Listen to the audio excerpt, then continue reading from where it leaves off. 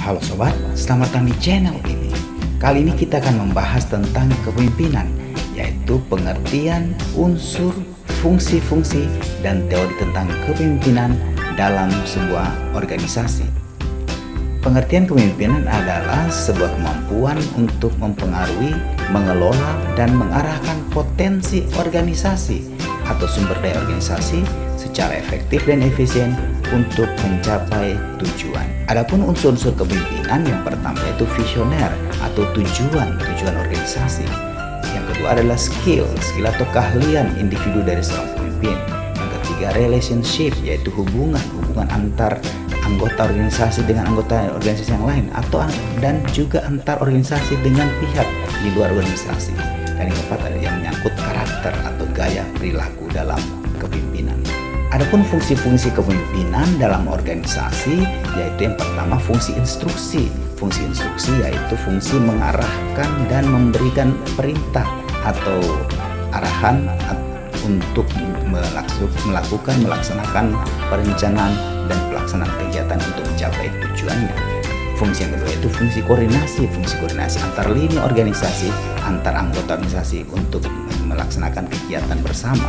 Fungsi partisipasi yaitu pelibatan anggota organisasi untuk menggerakkan sebuah sumber daya organisasi dan melaksanakan kegiatan untuk mencapai tujuan organisasi.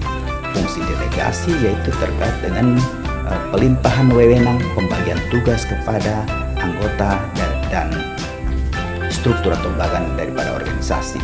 Fungsi kontrol yaitu fungsi dalam hal pengawasan dan pengendalian daripada kegiatan organisasi yang mengarah pada tujuan organisasi.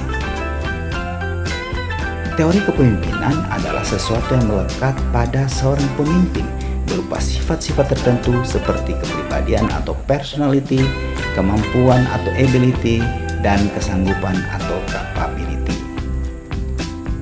Teori kepemimpinan yang pertama yaitu Greatman Theory. Teori ini menyebutkan bahwa sifat dan bakat kepemimpinan seseorang dibawa sejak orang itu dilahirkan atau secara alamiah.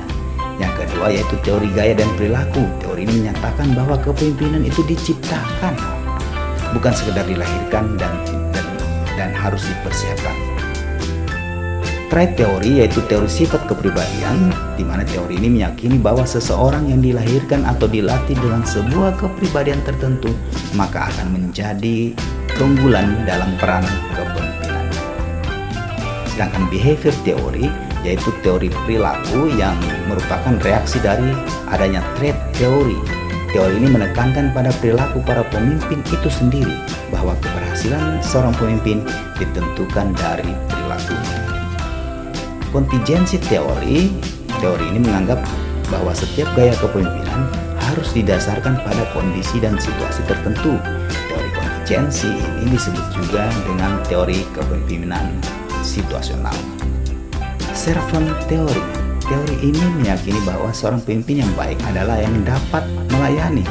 Fungsi dari kepada kepemimpinan seseorang yang memiliki jiwa melayani atau sebagai pelayan.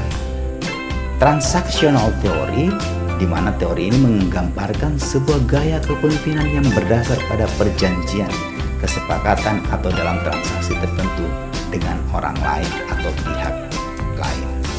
Transformational teori, di mana teori menekankan pendekatan personal pemimpin dengan anggotanya. Gaya kepemimpinan transformasional mengelola organisasi secara lebih efisien dan efektif. Demikian apa yang saya sampaikan. Terima kasih. Salam inspirasi.